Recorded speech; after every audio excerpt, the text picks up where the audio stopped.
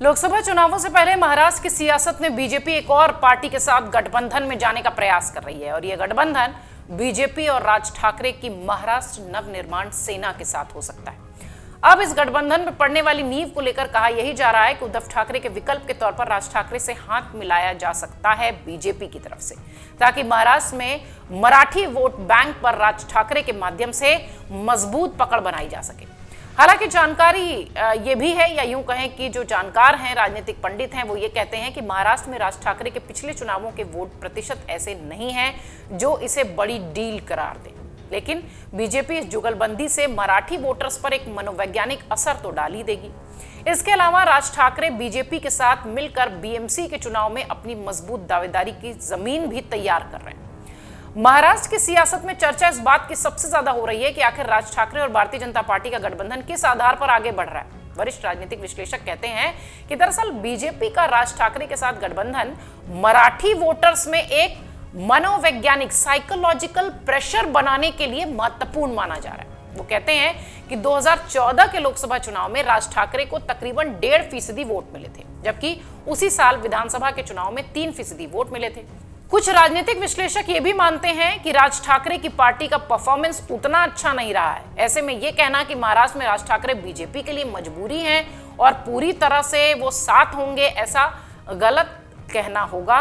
BJP की कोई मजबूरी राज ठाकरे नहीं है, क्योंकि वो इतना अच्छा प्रदर्शन और ना ही उनकी पार्टी इतना अच्छा प्रदर्शन करती रही है।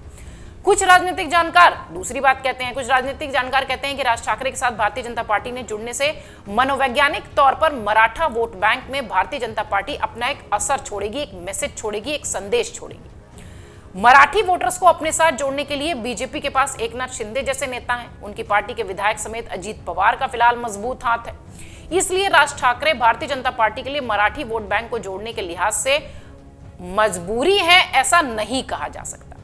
सियासी जानकारों का यह भी मानना है कि मनोवैज्ञानिक तौर से मनसे से जुड़े भारतीय जनता पार्टी का एक बड़ा संदेश इस गठबंधन के माध्यम से मराठी वोटर्स को जरूर जा सकता है। लेकिन सही मायनों में अगर देखा जाए तो यह गठबंधन होने वाले बीएमसी चुनाव में राज ठाकरे को फायदा पहुंचा सकता है। राजनीतिक जानकार कहते हैं कि बीते कुछ चुनाव में राज ठाकरे का सियासी सफर 2009 की तुलना में लगातार ग्राफ देखा जाए तो नीचे गिरा है। ऐसे में बीजेपी से ज्यादा राज ठाकरे को अपने राजनीतिक दल और सियासी सफर की चिंता है।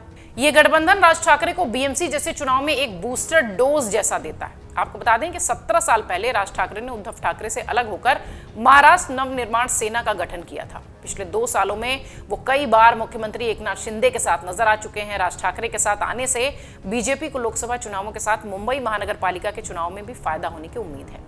वहीं आंकड़ों के लिहाज से देखें तो 2019 में हुए विधानसभा चुनाव में राज ठाकरे ने 101 सीटों पर उम्मीदवार उतारे थे।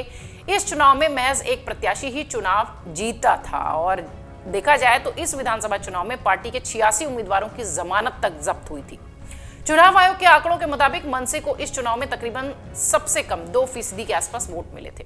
आपको बता दें, राज ठाकरे 2014 के लोकसभा चुनाव में नरेंद्र मोदी की अगुवाई में बीजेपी का खुलकर समर्थन कर रहे थे, लेकिन 2019 आते आते मोदी को जमकर निशाने पर लेने लगे। लेकिन 2024 का लोकसभा चुनाव सिर पर है और तमाम पुराने समीकरण टूट रहे हैं। ऐसे में नए समीकरण बनने की तैयारी है। 55 साल के राज ठाकरे की राजनीति हमेशा से मराठी मानुस की रही है। हालांकि महाराष्ट्र में बीजेपी के लिए परिस्थितियां इस बार अलग हैं। 2019 के लोकसभा चुनाव में एनडीए ने 48 में से 41 सीटें जीती थी और इस बार बीजेपी ने महाराष्ट्र में मिशन 45+ का लक्ष्य रखा है। वहीं कई रिपोर्ट्स में यह भी कहा जा रहा है कि इस बार महाराष्ट्र की 48 में से 47 लोकसभा सीटों पर कड़ी टक्कर होने जा रही है। महाराष्ट्र में शिवसेना और एनसीपी के 2 अलग अलग धड़े बटे हुए हैं। साथ ही एमएनएस 18 सीटों पर चुनाव लड़ने का मन बना रही है, जिससे चुनाव में जोरदार टक्कर देखने को मिल सकती है। इसी के मद्देनजर बीजेपी ने एमएनएस के साथ गठबंधन का विचार किया है, ताकि उसके प्रभाव वाले मुंबई मेट्रोपॉलिटन और नासिक के क्षेत्रों में वोटों को समेटा जा सके। लेकिन ओवरऑल अगर देखा जाए तो बीजेपी की मजबूरी राज ठाकरे नहीं दिखाई पड़ते, क्योंकि उनके पास मराठी चेहरों के रूप में या मराठी वोटर्स को प्रभावित करने के लिए अजीत पवार और एकनाथ शिंदे जैसे चेहरे हैं। अगर राज ठाकरे मनसे के साथ आते हैं तो जिस तरीके से हमने अपने रिपोर्ट में भी कहा कि एक जो साइकोलॉजिकल प्रेशर होता है, एक साइकोलॉजिकल मैसेज होता है मराठी वोटर्स के बीच, वो जरूर जाएगा। अगर आप ये वीडियो YouTube पर देख रहे हैं तो हमारे चैनल को सब्सक्राइब करें और बेल आइकन को दबाना ना भूलें। अगर आप Facebook पर ये वीडियो देख रहे हैं तो हमारे पेज को लाइक करें।